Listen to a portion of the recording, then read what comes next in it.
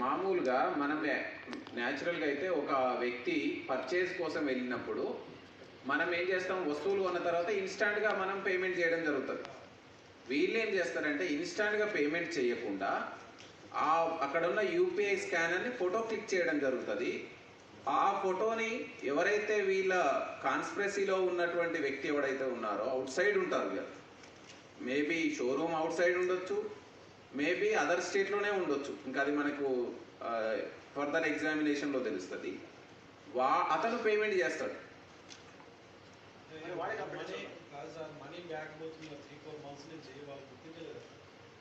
అంటే ఇది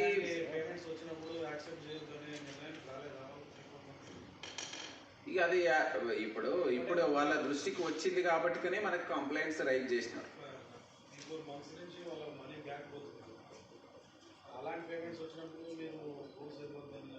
అంటే ఇప్పుడు యూపీఐ స్కానర్ మనం ఎందుకు పెట్టినాము, for the purpose of consumer facility, easy పేమెంట్కి, రియల్ టైం పేమెంట్కి అవకాశం ఉంటుందని.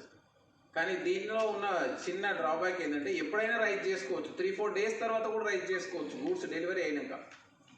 దాన్ని ఆసరాగా చేసుకునే అఫెండర్స్ ఈ విధంగా ఫ్రాడ్ చేయడం జరిగింది.